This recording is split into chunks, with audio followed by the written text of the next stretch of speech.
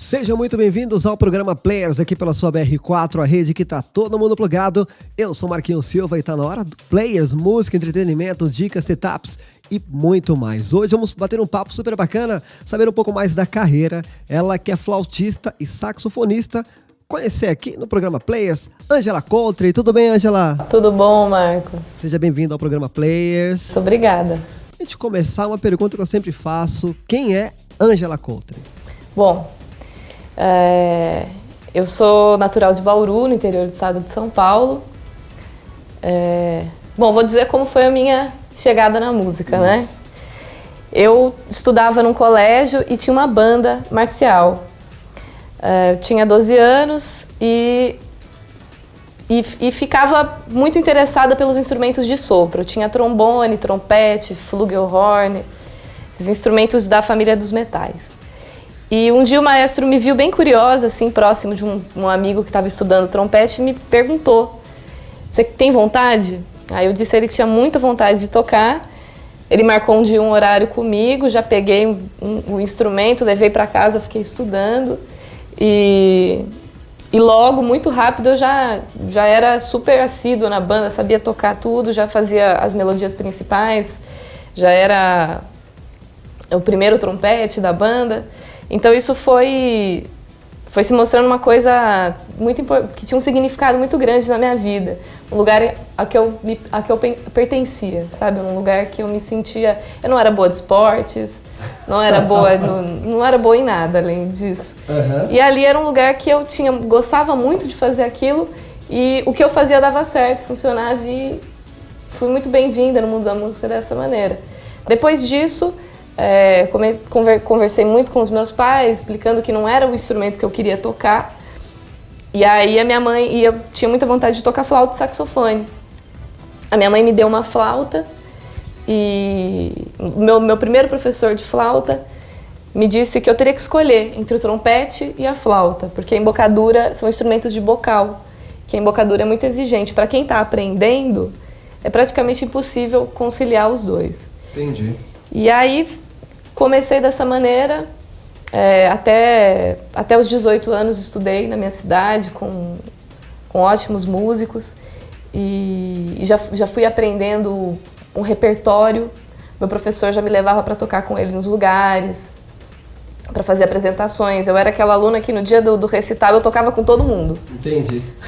E aí já fui adquirindo responsabilidade de tocar, de estudar, saber o significado de chegar pronta para tocar.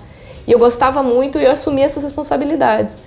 E quando eu cheguei na época de prestar vestibular, eu entrei no Conservatório de Tatuí, que é um conservatório famoso internacionalmente, vem gente da América Latina, da Europa, de todos os continentes atrás desses professores que são muito focados, são excelentes músicos práticos, tocam muito bem. E vim morar em São Paulo por conta que eu resolvi fazer faculdade de História, porque eu também gosto muito de pesquisar, gosto muito de saber a história das coisas. Inclusive, quando eu toco uma música, eu tenho que saber a história dela, a história do compositor, a história o que ela está me dizendo. Então, vim estudar História. Gostei muito do curso, durante 2 anos me dediquei muito, aprendi muito. Inclusive, aprendi que eu não sei nada, porque é uma faculdade grandiosa demais. Sim. O estudo é muito profundo. Bastante. Só que os meus amigos não eram da faculdade. Eu não tenho um amigo da faculdade de História. Os meus amigos eram da roda de choro e samba. E aí foram surgindo os primeiros trabalhos, os primeiros grupos. E quando eu vi, ganhei uma bolsa de estudos, aí a responsabilidade multiplicou por 10. E eu tive que trancar a faculdade, estava muito feliz com tudo que estava acontecendo. E acabei não voltando. Entendi. Né? Hoje eu fiz conservatório em Tatuí, o Conservatório de Tatuí, e fiz também a Escola de Música do Estado de São Paulo, a EMESP. E agora eu estou fazendo faculdade de flauta na USP. Sempre música? Sempre música. Música foi presente na sua vida. Sim. Você trouxe a flauta transversal. O que te chamou a atenção nesse instrumento que te fez profissionalizar nele? O que te chamou a atenção nessa flauta? Bom, em primeiro lugar, o som. Instrumentos de sopro, todos eles têm um encantamento muito grande no som. Você sabe porque o sopro sai de dentro, né? Você tem que estar muito bem para assoprar, né? E uma nota já tem uma preparação tão grande do instrumentista para tocar uma nota bonita, que é uma coisa que encanta, uma simplicidade linda. E também o papel do instrumento dentro de um estilo musical, que é o choro, que foi o estilo musical através do qual eu aprendi música. A flauta tem uma importância muito grande, o repertório de choro, praticamente, se você for fazer um percentual, posso chutar que 50% do repertório já foi gravado em flauta. E isso é uma questão histórica, né? Porque o Brasil foi colonizado por Portugal e a corte trouxe grandes flautistas lá quando a corte, em 1808, se não me engano, veio para o Brasil. E aí começou a surgir cidade no Brasil, né? A corte de Dom João veio para o Rio de Janeiro, começou a surgir cidade. Tinham esses grandes flautistas que a corte trouxe para entreter o pessoal. E foi isso que foi dando origem à nossa música urbana, né? Que é o chorinho, depois vem o samba, e enfim. Então a flauta, que é um instrumento que é muito importante na música europeia, se tornou um instrumento muito importante na música brasileira. Eu só fui saber disso muito depois. O que eu sabia era que eu ligava para ouvir a gravação do choro, que estava com a partitura na minha frente para eu estudar, leitura, divisão. E eu botava a gravação para ouvir. Tinha um flautista maravilhoso tocando sempre. Então aquilo é um alimento, porque isso, aliás, é uma coisa muito importante. Você ouvir os grandes instrumentistas do instrumento que você toca, tentar tocar igual, ter a referência. Isso. Já aproveitando, o que você ouve? Quais são as suas referências? Além de músicas com flauta, sax e tal, você ouve também outras coisas ou você foca mais nesse estilo de música que você toca hoje? Eu escuto muita coisa, né? Gosto muito de ouvir, por exemplo, jazz, né? Gosto muito de ouvir música eletrônica. Sempre gostei muito, estou gostando cada vez mais de música latina, dos ritmos latinos. Gosto de... Quando de adolescente eu ouvia muito rock. Ouvi muito choro ao longo do tempo que eu fui estudando e aprendendo esse repertório.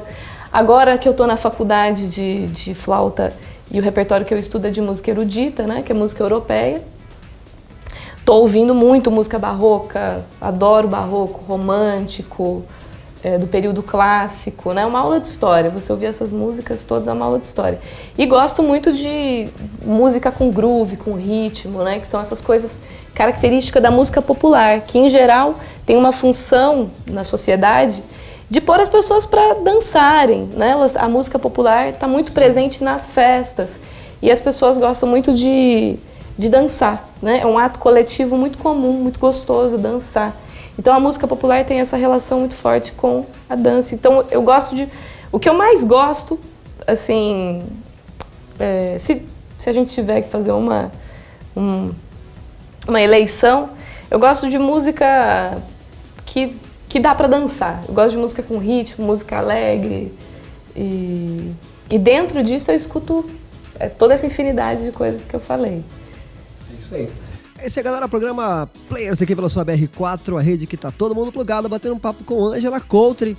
Ângela, você toca desde cedo, desde os 12 anos de idade. Você teve que abrir mão da sua adolescência, da sua juventude em prol da música.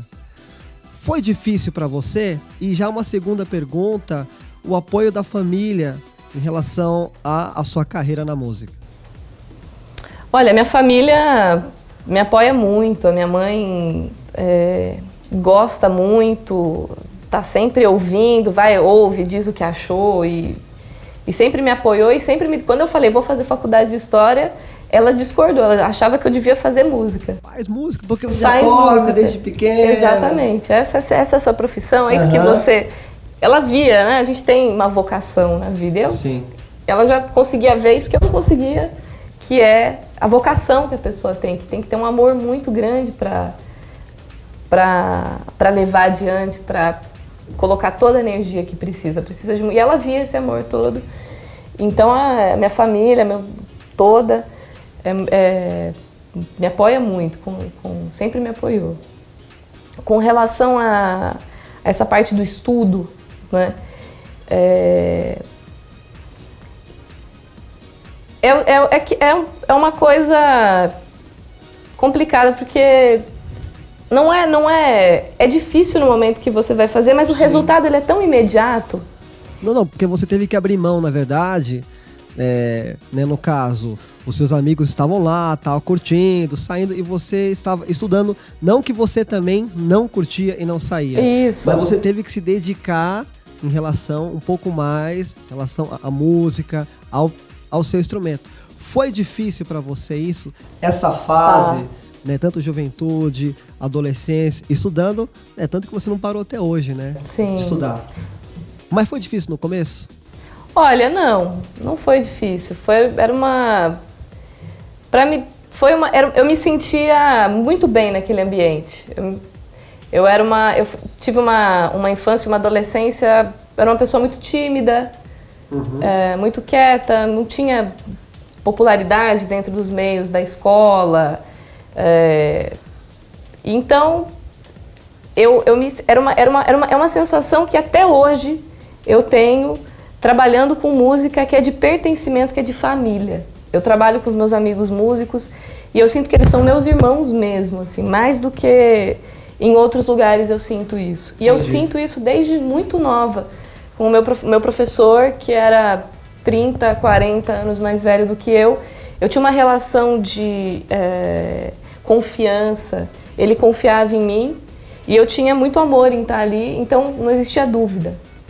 Então a minha relação com a música sempre foi de muita felicidade, de muito amor e todos os momentos que eu me tranquei e a gente sempre faz isso o tempo todo, quando às vezes mais, às vezes menos, porque a vida tem um movimento constante, né? Então a gente tem meses que vai estudar 8 horas por dia. Sim. Tem meses que não, que você vai trabalhar mais, que você vai ter que pegar o seu instrumento, conversar com ele, estudar no tempo que você tem, porque é preciso trabalhar, fazer, mesmo com música, falta às vezes um pouco de tempo para isso. Mas todas as vezes que eu fiz isso foi com muita gana, muita vontade, muito amor, assim, não tive essa educação musical da criança que é forçada a estudar. Isso não aconteceu comigo. Aconteceu que eu, sendo desafiada pela música, que é uma coisa, a música é uma coisa, se fosse uma pessoa, seria uma pessoa muito rígida, muito rigorosa, muito exigente e que sabe tudo que você faz e tudo que você não faz. Então essa minha relação com a música de querer fazer bem, de querer fazer bonito, é que me fez, nesses momentos, me trancar e me dedicar muito intensamente, até doer o corpo, até um cansaço, até exaustão, e deixar de sair, deixar de fazer, deixar de viajar, deixar de fazer para estudar. Foi com muito amor, foi com muita vontade. E vamos de música aqui no programa Players com a Ângela, e vamos chamar aqui seu amigo que veio te acompanhar, José Valência. Seja bem-vindos aqui ao estúdio do programa Players, tudo bem? Tudo bem. Prazer. Fala um pouquinho pra gente, um pouco da sua história e as canções a qual vocês vão tocar aqui no Players de hoje. Perfeito. Então, bom, não estou preparado para falar, só para vir e tocar, mas estou muito feliz e complacido de estar aqui. Muito obrigado pelo convite, Ângela. Muito obrigado por me dar essa oportunidade de te acompanhar hoje. Bom, rapidamente falo, meu nome é José Valência, eu sou colombiano, sou violonista e estou recentemente aqui na cidade de São Paulo, ainda que já morei no Rio de Janeiro por 2 anos, e estou fazendo aqui essa experiência musical, artística com a Ângela e aprendendo muito desse contexto que tem tanta riqueza. E, bom, a gente hoje trouxe 2 músicas, que uma se chama Milonga Gris, é uma milonga argentina, um ritmo argentino, do compositor Carlos Aguirre. E, bom, é um ritmo que é muito emotivo. Vocês vão perceber com a sensibilidade de vocês, ouvindo a nossa interpretação, que ela é carregada de muitos contrastes, momentos de muita emoção, muito movimento, outros momentos de muito silêncio, muitos poucos elementos. É um ritmo que basicamente, a milonga é isso, é muito sentido. Se vocês tiverem a oportunidade de entrar, de repente assistir alguns vídeos sobre milonga, maravilha. Aí estão os meios digitais no YouTube e ouvir para contextualizar um pouco mais isso. Então, sei a Ângela que sente sobre a milonga e já falamos sobre a nossa segunda música. Certo. Bom, eu sugiro que vocês prestem atenção e tentem imaginar uma história, porque é uma história, a milonga. Como se fosse uma tragédia, ela tem vários momentos. Tem um momento de felicidade, um momento de paixão, aqui toda aquela efusividade, tem depois um momento de mistério, um momento sombrio, e logo em seguida vem um outro momento em que o dia amanhece novamente, os pássaros cantam. Então eu sinto isso nesse tipo de música, né? No tango, na milonga. Essa música argentina, eu acho que ela tem uma relação muito grande com essas narrativas sentimentais. Então, eu sugiro que vocês escutem tentando perceber isso. Perfeito. E a nossa segunda música é um ritmo que se chama Son Cubano e Melao de Caña. É uma música que fez famosa Oscar de León, que é um grande salsero, ele é venezuelano. E esta música, bom, exige muito aquele Caribe, na verdade, da Centro-América, um pouco mais de swing salsero mesmo. E é um pouco que eu trago do meu país, que Colômbia é um país que tem muita tradição de salsa também, entre outros ritmos. Mas nesse caso de salsa, eu cresci com a salsa nas festas da família, dançando com minha tia, né? Sempre tem salsa em casa. Beleza. Então, para isso, vamos tocar esse Melao de Caña e vocês também vão perceber um pouquinho mais o que é o Caribe aí na música. É isso aí, galera. Vamos curtir então Ângela Couto em parceria com José Valença aqui no programa Players. Mas antes, fica ligado no nosso canal no YouTube, youtube.com/portalbr4. Essa entrevista e muitas outras você confere lá no canal da rede que tá todo mundo plugado. Vamos de música então, aqui no programa Players. Players.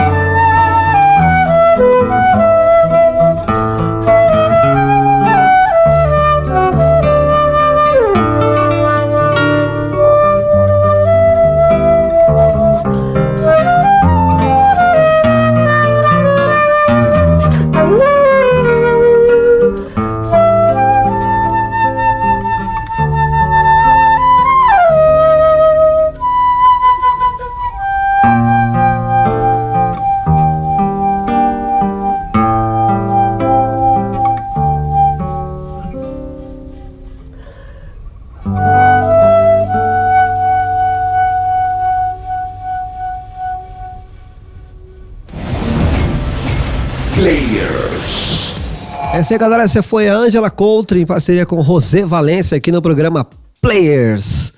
Ângela, agora vamos falar um pouco do instrumento. Você trouxe a flauta transversal. Por que esse nome?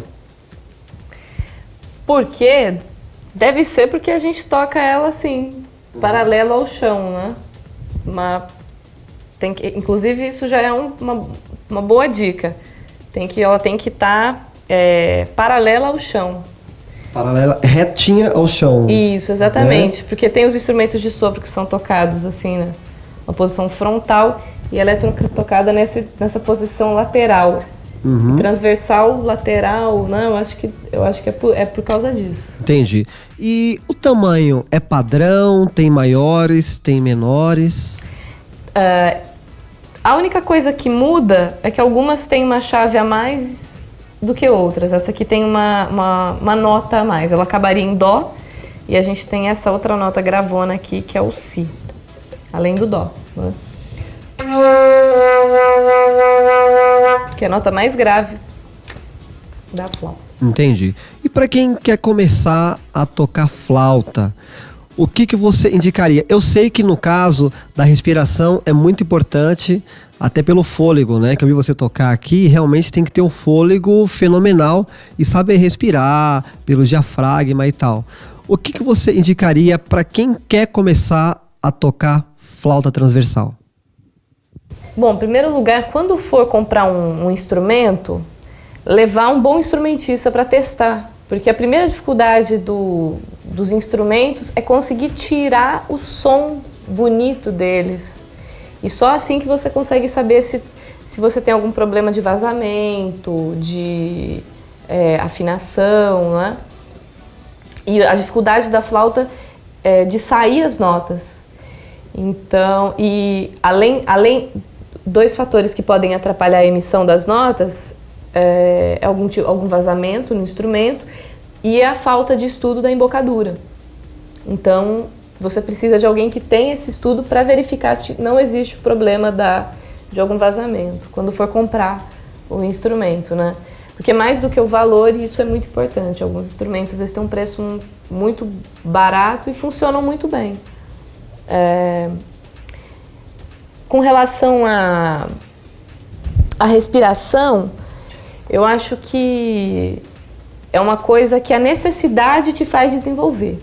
Então eu sugiro que as pessoas que estão começando tenham em mente que elas têm que tocar bonito, que elas têm que gostar do que elas estão tocando, estudar de ouvido aberto, ficar feliz com o que está ouvindo. Independente do que esteja tocando. Isso, exatamente. O som do instrumento te agrade, você goste do que você está ouvindo. Tem que estudar buscando a beleza. E isso é uma coisa que tanto para quem está começando quanto para a gente que já estuda há muito tempo, é uma coisa que é muito importante, está muito claro dentro da nossa mente. Então, estudar música de uma maneira séria, né, com alguma rigidez, por uma questão da vida prática, né? Que a gente precisa acordar cedo, porque senão não dá tempo. E para fazer com calma e bem feito, você precisa de tempo. Então, tenha tempo para estudar, que se você tiver que acordar cedo, acorde mais cedo, ou reserve um dia para aquilo e não faça nada. Então, aquele tempo que demora para você conseguir ter um estudo para você se aquecer, você demora 1, 2 horas. Aí você está aquecido, aí você começa a conseguir realizar música, porque o seu corpo está aquecido, te respondendo, está acordado. Então, você imagine, se você precisa de 1, 2 horas para se aquecer... Só para aquecer. Você precisa de no mínimo... Bom, não existe isso, mas 3 horas para começar a fazer um estudo com calma. Entendi. E pensar que a sua busca... Você tem que mirar lá na frente, você tem que tocar bonito. E se você buscar isso desde o começo, a sua respiração... Você vai resolver, porque você vai ver que a nota longa precisa de ar, precisa de apoio, você precisa estar apoiado para conseguir tocar aquela nota longa. A música vai te dizer o que você precisa de técnica.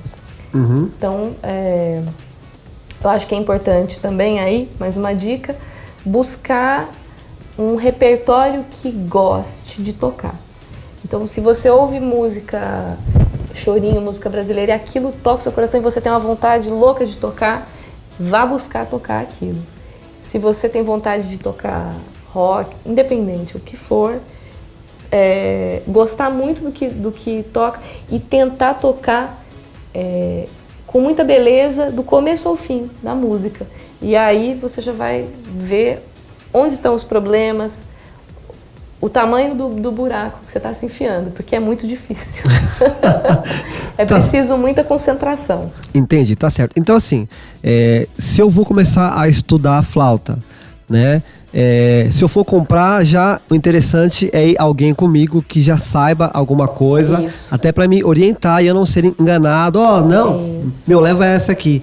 Tal. Em relação a preço, eu sei que preço, né, varia bastante, né, até por conta do dólar e tal. Mas se você fosse indicar o preço médio de uma flauta boa para estudo, mais ou menos assim, entre um valor e outro. Sim. Só fazendo abrindo um parênteses, vá com alguém que toque bem o instrumento, né? Então, já sabe quem vai ser o seu professor, peça para o seu professor ir com você, se possível. Isso é importante. Com relação ao preço, bom, antes dessa alta que o dólar tem sofrido ultimamente, um bom instrumento varia de R$1.000 a R$2.000, iniciante, né? Um instrumento iniciante razoável varia esse preço.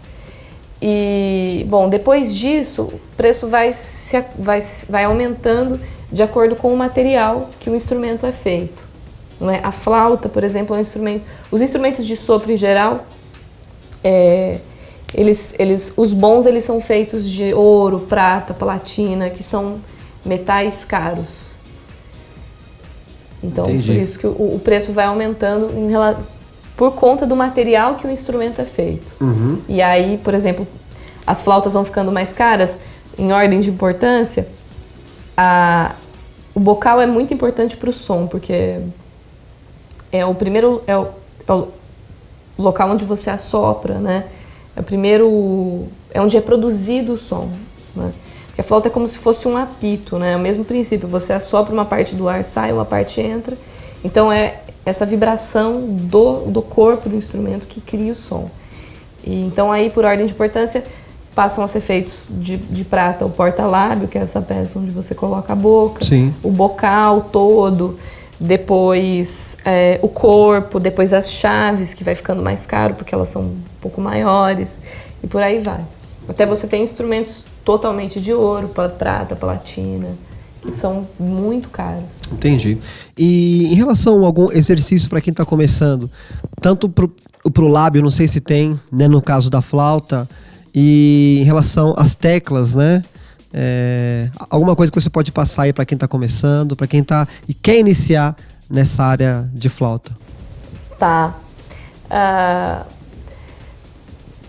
As notas longas, elas são muito boas para você treinar a sonoridade do instrumento, né? Então, tem alguns exercícios que a gente acorda. O primeiro exercício que a gente faz, que é tocar somente as notas longas, que vão forçar o músculo do lábio a ficar numa posição e vão treinando o músculo, né? Então, mesmo que no começo está saindo feio, você tem que pensar que você está treinando o músculo. Então, você tem que ter um trabalho de resistência e já vai pensando na respiração, porque a respiração é muito importante para a resistência, né? Então, fazer exercício de nota longa. O mais comum é um que a gente toca, vai descendo de meio e meio tom. Então, você começa no Si, que é uma nota central, e vai descendo de meio e meio tom, né? E buscar um som bonito, com calma, né?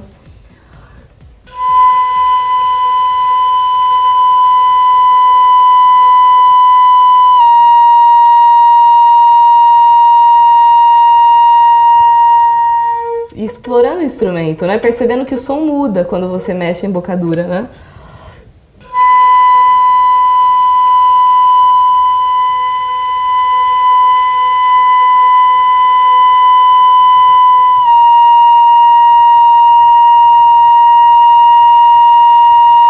Brincando em deixar mais forte, mais fraco, fazendo música, deixando bonito.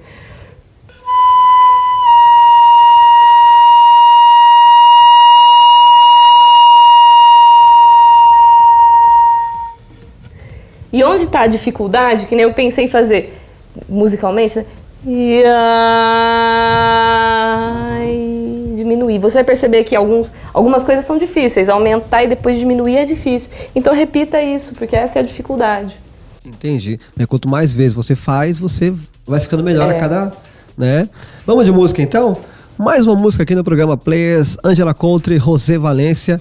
Mas fica ligado na nossa fanpage no Facebook, lá tem fotos, informações e tudo mais dos próximos programas. E claro, você confere na rede que tá todo mundo plugado. Música aqui no programa Players. Players.